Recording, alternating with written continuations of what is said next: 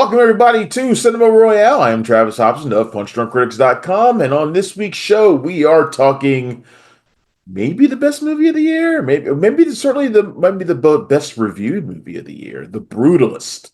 This is Brady Corbett's epic drama, starring Adrian Brody. Who else is in this? Chris, Felicity Jones, Felicity Guy Jones, Pearce. Guy Pearce. It's Yeah, Joe a, a, Allen. a lighthearted romp. Yes. A 3 hour lighthearted romp with an interlude. Yeah, yeah. And it is the story of Laszlo Toth, a Hungarian Jew who flees from the Holocaust to America to find his piece of the American dream. And he He comes under doesn't find it. He doesn't find it. You know, the funny thing is about all these movies where an immigrant comes to America to find the American dream, they never get it. No, no, They never get it. The only thing they ever find is violence and madness. yeah, and And misery. that's essentially what Laszlo finds here in America. He's a builder, he's an architect, and he falls under the employ of a German played by Guy Pearce who wants him to design a community center, sort of in And Guy homage. Pearce in the movie, he's just like a really warm, lovable kind of guy. And one of Guy Pearce's most sympathetic roles ever.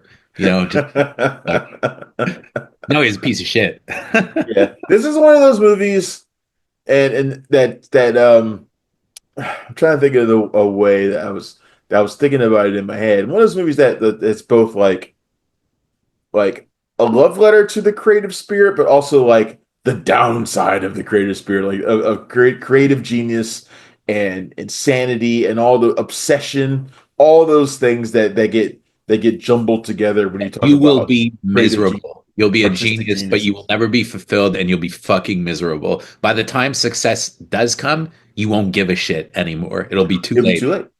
It'll be too Yeah. late. It'll be Yeah. too late to enjoy it because you would have already been through fucking hell. But anyway. Yeah, this is directed by Brady Corbet. I think by far his best movie. Oh, I mean a Um, huge I mean this is making him an A-lister. And I have to say, they said it only cost $6 million. To me, that's incredible. I don't know how that's even possible. yeah, I don't see how it's possible either. But then again, I mean, the sets don't really. It's not as if this has some sort of like really like far out exotic locales or anything like that. It's nothing like that. Well, it's all Uh, shot on location, I think. I think he used real locations. I think yeah, probably what he spent the most on were the cameras, and the cast. yeah, yeah. So I mean, I can almost see why it wouldn't cost that much. It's probably not. The funny thing is, it probably won't make that back. I don't know. I think if it only cost 6 million, I could see. I bet you they've already turned a profit if A24 picked it up. I mean, I don't people know. are going to go see it. Like, I think it'll do relatively well as an art house film. It's not going to connect with a mainstream. So, like, my test is always I had my parents watch it, the screener, Yeah. and they had to watch it over 2 nights because it was too much for them. They respected it, but they didn't enjoy it. And I feel like, look, A lot of people I agree with talked that. about these kinds of movies before. This is not the kind of movie I would bring my friends to. Like I wouldn't, No, I wouldn't bring my friends to this movie. They'd like, Travis, what the fuck? That would be the like they said, response I they would get. watched it and they said they didn't enjoy it, but they respected it and they wanted to see it all the way through, and it was an experience and the craft and stuff like that. But they didn't enjoy themselves watching it. Like there was stuff that they saw in the movie that they felt that they didn't need to see. But what's really interesting is that I heard somewhere that they had a very difficult time getting the R rating because A24 wouldn't cut it and they were going to put it out unrated because they had already made the 70 millimeter prints. And they ended up getting an R rating. But the rationale for that for the lack of an R rating, it all has to do with this big thing that happens towards the end of the movie. And I think Yeah, that is going to spark a lot of conversation yeah, because it's the fact that it's one specific kind of thing that changes it. If it was conventional, the conventional mix that you would usually find in a scene, I don't think anybody would be talking about it. But it's the fact that they go and since it's much more taboo than that. I love the gradual build in this movie too, because I Mm, honestly I knew the bare bones of what the movie was about, right? So yeah, I didn't really know that this was going to be something that he was going to. I knew that he was like he's an architect and all this kind of stuff, and that he had this building that he was supposed to build, but I didn't realize it was going to be like his white whale, like he's yeah, Ahab or something. Like he's trying to complete this thing, and honestly it was going to be about you know creative genius and madness and all an obsession and all these themes were kind of mixing around together to create this incredible story. And I did not know that this was what it was going to ultimately be about. I didn't know really much of anything about Guy Pearce's character. I didn't know what he was going to be all about, and I certainly didn't know what he was going to do later. And I was watching it with my girlfriend, and I was like, when it happened, I was like, I actually didn't see that coming. Like yeah. I mean, I knew it was building towards some sort of I knew, the it's taken years, a literal decade for this community center to be built, and it's just not happening, not coming together. I knew there was going to be some sort of like explosion of some kind, some sort of confrontation, yeah. but not like this. Not like this. And she was like, "Oh yeah, I totally knew something like that was going to happen." I was like, "Jeez, you're better than me. I couldn't The see it."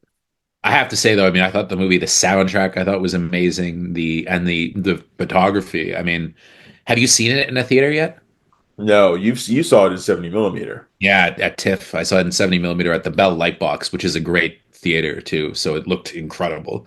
Yeah. Um, yeah, I hope you get the chance. I mean, I hear it's getting an IMAX, a 70 millimeter IMAX release, which I think would be a great way to see the movie. But it's like, man, it's a rough one though to come out over the holidays. Like, not the family, and if you want to, if you're trying to decide between Sonic and the Brutalist, like they're not quite the same thing. I mean, like even Nosferatu is like a romantic comedy compared to this film. Like it's Yeah. heavy duty stuff.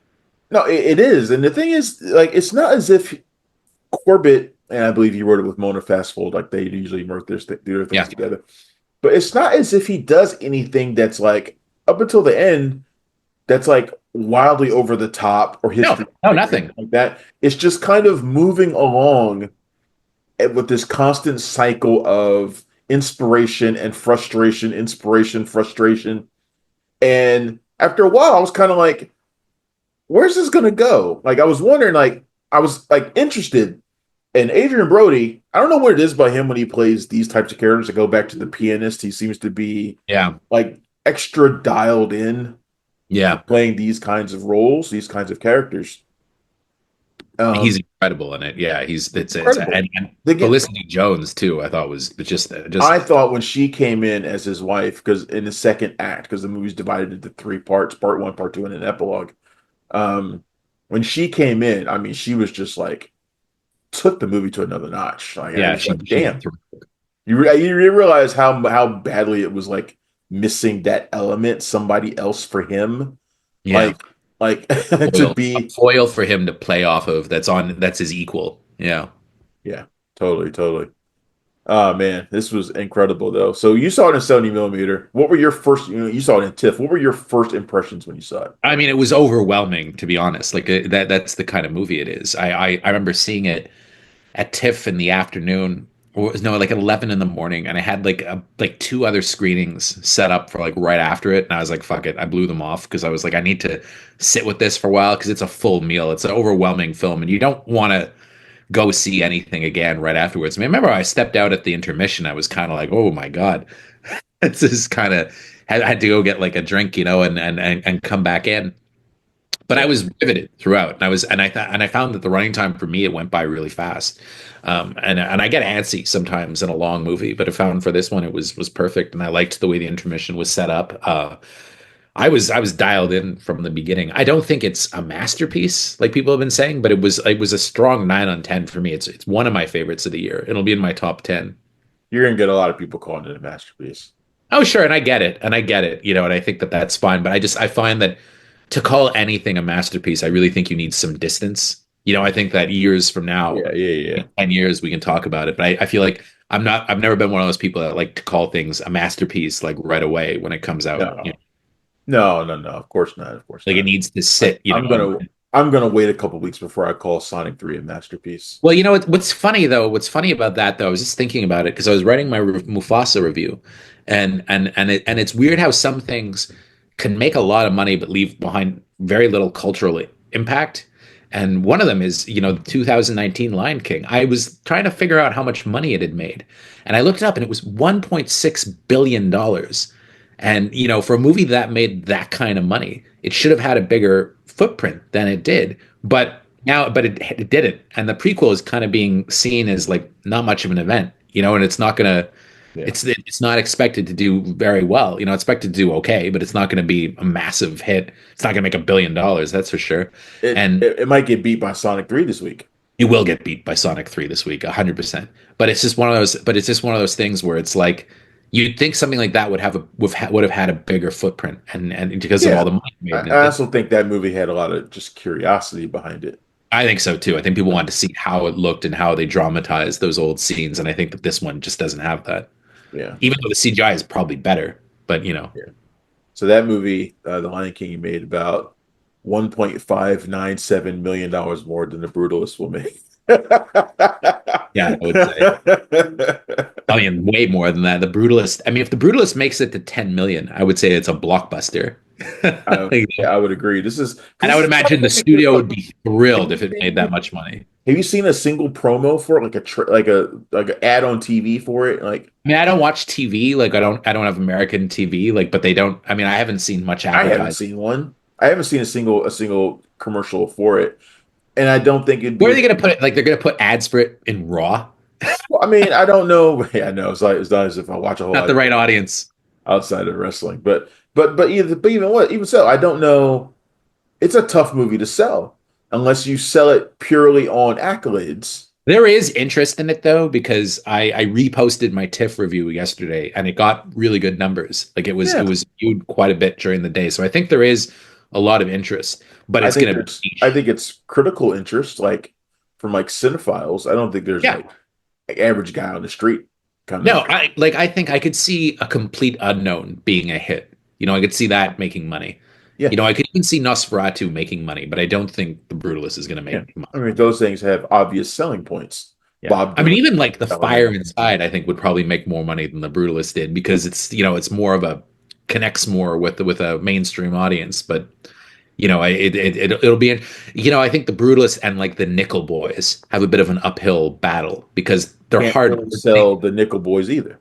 Yeah, and they demand a lot of the audience. They do, but they're art also. They're art. They're not necessarily just film. They're pieces of art. And I think that, years from now, people will look back at them and they'll be like, "Oh, wow, those were really something." Yeah, no, I agree with that, but there's nobody who's like, man, I really want to see that movie about the architect who's trying to build that building for a decade. I mean, Yeah, it yeah. doesn't seem like the kind of movie people Man, think, that okay, movie I'm gonna sounds go sign up. kick Oh, and ass. it's 3 hours plus two with an interlude. Oh, well, there's not a lot of people going to sign up for that. If I sign up to go see that Fuck one, yeah, sign me up. unless they're already into it. Which is a shame because if they avoid it, they're going to miss out on one of the great movies of the year. It really is Yeah, fantastic. it Um, is. I think if you're a all the serious film fan, you owe it to yourself to see it. Yeah, everything about it is the cinematography is beautiful. I love the way it's structured. Um, it's almost structured like a building itself. Like there's this Yeah, terrific foundation, like in the first act, that just sets up everything. yeah, And it's like you don't really quite know if you come into it cold, like I sort of did. You don't really know what that foundation is building up to. You just have no kind of no idea. Like you know who he is. You kind of see the parts are kind of laid out, but you don't really know what the finished product is going to be no, by the end of it. It's really, really well done the way Brady Corbet did it. And you know, he's come so far as a director in a fairly short amount of time. no, Um, no. I mean, he's up there. I mean, he's gonna be the next. I think the next big prestige director. I'm sure. Like his next film will be an event, no doubt. yeah. Everybody's gonna want to work with him. All the movie stars. Everybody's gonna want to do. You'll get His Chalamet in a Brady Corbett movie. He his last crashed one was my his couch last one once was at Vox Sundance. Lux, right? He did Vox Lux was his last one, right? Yeah, he crashed on my couch once at Sundance in my old Chateau Après. Crashed on the couch because he's a friend of mine. Who Brady Corbet? Yeah, I didn't even meet him, but he was there apparently. Nice. Oh man, yeah, I can't wait for more people to see this because I want to see more reactions Yeah, to it that aren't just film critic reactions. yeah. I want to I see mean, he's had a hell of a career, though. I mean, like for a guy who started off as like a pretty boy kind of actor, I mean, him and Michael Pitt, and it was, and Funny but then Games. like how he's kind of, become this great director, and I hope it continues for him. Yeah, me too. I want to see what the stuff that he does next, see where his career goes. Hmm. I feel like The Brutalist is going to be like a turning point of Yeah, that yeah, it's gonna movie. be it's a huge one for him. I mean, I can't imagine it's not gonna get Oscar nominated and put him up there. You think it'll be Best Picture nominated? I think it'll be Best Picture nominated. The one that's a question mark for me is director.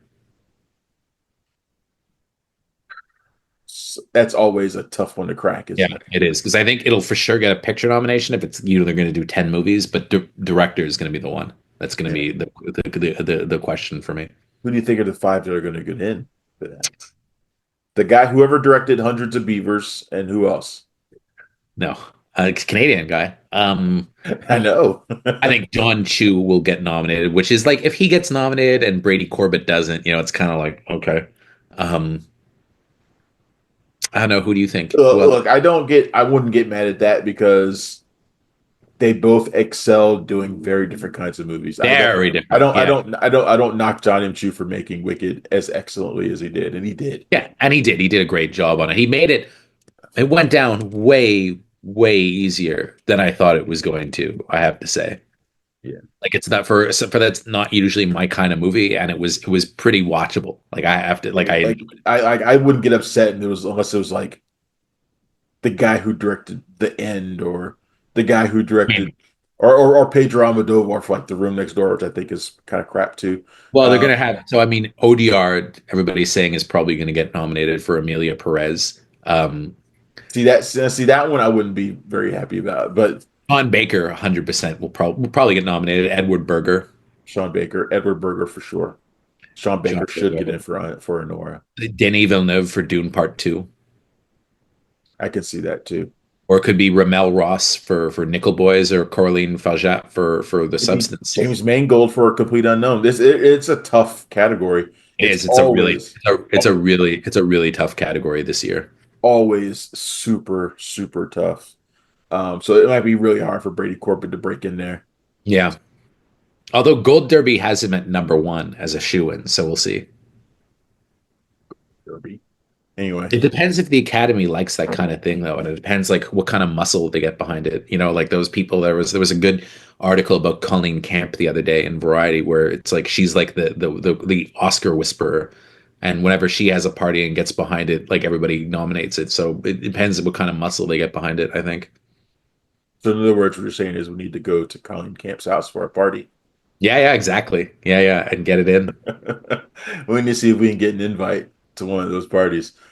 What if she threw a party for Hundreds of Beavers? Would it win? Yeah, maybe. I don't know. She got Andrea Riseborough a nomination for To Leslie, so maybe. Leslie. Which Yeah, I mean, she's amazing in that movie. I haven't seen it. Never saw it. You still never saw it? It's been like 3 years or something. You still I haven't seen never got around to it. it? She deserved to be nominated. But It's she's a just great actress, though. She is. She's a legit. I mean, yeah, she deserved to be nominated. She yeah. just It's just nobody saw the no movie. one saw the movie. Yeah. I saw the movie and I reviewed it and I was like, oh wow, to Leslie, really? Okay, great. That's amazing. But yeah, that I remember that controversy. That was great. Um, the Brutalists could use a little bit of that controversy. I mean, Uh, remember they almost wanted to like rescind her award. Like it was crazy. Like it was insanity. It was as like just, if the whole Oscar process, award season process, isn't the same way. It's just the I fact, mean, you just look the at our fact that it Critics' was Choice such a, Award, it's and you just the look at, fact that it was such a small movie that people were like, what? But the I whole mean, thing is the same. It's the same. So not to cast aspersions on our own organization, but you look at the nominees and it's like who's campaigning for things. Those are the movies that got nominated. And the ones that weren't, like September 5th didn't get nominated because they weren't really campaigning for it. If they had campaigned for it, it probably would have gotten nominated. it's in my top five or top 10 Yeah. in here. So Nobody campaigned for it. Nobody's really Fly canceled. people out to that's how it works though. I mean, unfortunately, it's not just the excellence of a movie that is the judge these times. It is a shame that I feel like September 5 is going to get shut out of everything. It is, and it's super politicized too, which it shouldn't be. I mean, it was shut out of TIFF. I mean, in fact, the fact that a movie like that couldn't get into TIFF kind of blows my mind. But it's because they didn't want to be controversial. Yet they have a pro-Russia documentary about the Ukraine war that got in. So it's a little people choose their battles a little bit. Whereas September 5, it doesn't take a stance in the It's Israeli not even about at that. all. It has nothing to do with that. It's not Yeah. about that at all. But No. there's just so much fear out there about what Oh, anything, nobody especially wants to be seen the wrong way. Everybody wants to be seen as, no, you can't figure out what I'm on the right side, whatever side that is. yeah, And it's kind of, I don't know. yeah, it's pretty sad. But The Brutalist, an amazing movie. I think it's gonna surprise a lot of people when they go see it. I think it's definitely the best thing Brady Corbett's ever done. I want to go see it again, definitely in 70 millimeter as soon as I possibly can. I don't know if I'll ever watch it again after that. Yeah, yeah. I feel like It's one of two is those good. movies. I feel like I'll watch it again in like a decade, Right. probably, and It'd be one of those enjoy movies it I again. revisit in a long time when it's like I haven't seen it. Probably Yeah. somebody will bring it up and I'll be like, it's time to revisit that movie. For the 10th anniversary, I feel like I'll be like, oh, okay, yeah, yeah, okay, let's revisit The Brutalist. And I'll remember where I was. Oh, 10 years ago. I remember seeing it. Yeah. Yep. Totally, totally, totally. But Adrian Brody, Best Actor nominated? I think so. I would imagine. I I think so couldn't too. imagine him Guy not being. Pearce, Best Supporting, maybe? I think Pierce will be nominated. I don't know that he'd win. I think he's got stiff competition this year. But I think it's between him and Kieran Culkin, it seems.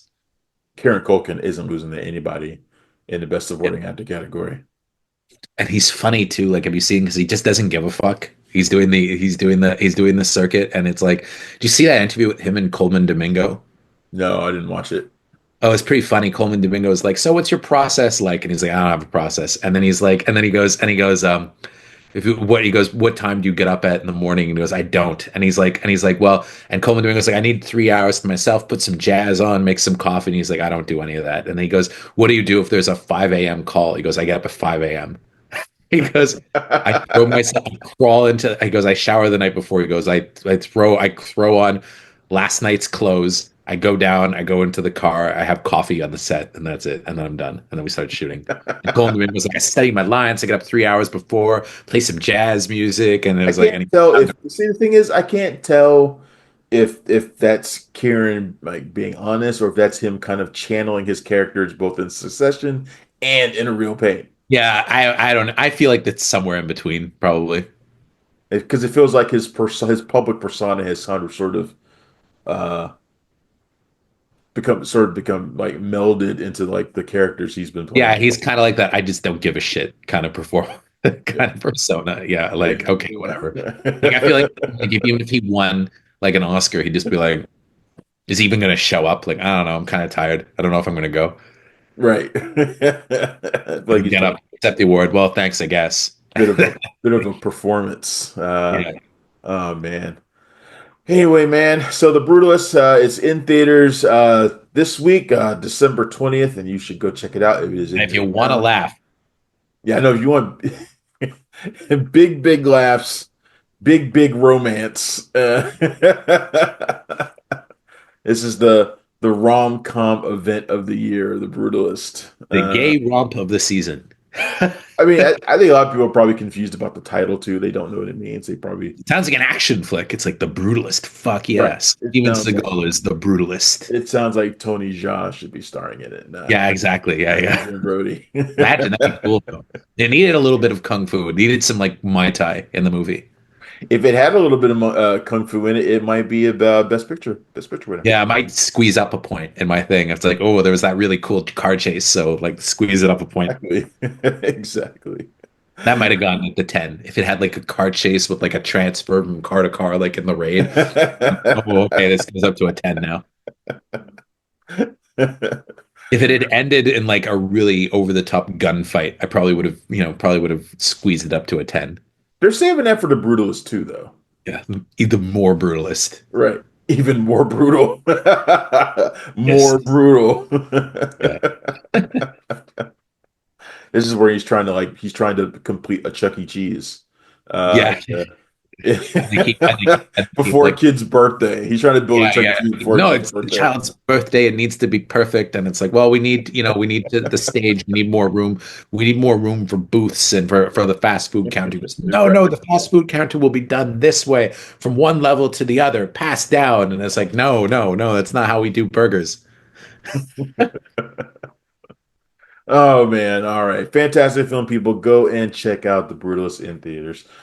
Chris, you got anything else going on before we get out of here, man?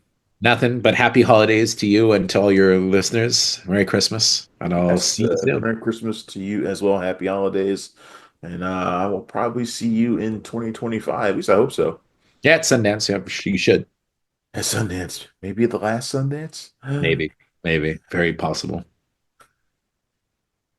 Yeah, talk. We say that every year, though, it seems like, so we'll see. We need to talk about that this upcoming Sundance. Maybe we'll do a show where we talk about Yeah. this upcoming Sundance and the wealth of options we have to watch. I mean, I feel like a good chance for us to just hang out. So that's cool. I know that's kind of how I'm feeling right now. Yeah. Although I thought I did do a little bit more looking at the lineup. There are There cool. is more stuff than I saw like initially. There is more interesting stuff. There's a lot of good documentaries. Yeah, I don't go see documentaries though. So, uh, unless unless they're made by Al Gore, I don't go see documentaries. Or Like WWE. it's was that Or WWE. or WWE documentaries. I really wish they had that uh Emily Bet Records wrestling movie. Was Oh yeah. Yeah. Well, Queen of the Ring. I wish they have that there. But whatever. Whatever. They did their wrestling movie. They're already fighting with my family. Then they're like, that's enough. and Cassandra. They did have Cassandro. You're right. So they've had two in I have like the nothing last against 10 wrestling. years. Yeah, you're right. So, yes, they're probably like, that's enough wrestling stuff. Anyway, all right, my friend. Thanks again for coming in to Cinema Royale to talk to Brutus with me. Everybody, you can find me every day at punchdrunkcritics.com. You can find Chris at joeblow.com. Watch out for the movie that we're going to write, The Brutalist 2. Brutalist. More brutal. All right, everybody. I will see you next week. Goodbye. Thanks for checking out the show. If you like what we're laying down, please subscribe to our channel and click the bell to receive notifications for all of our latest stuff.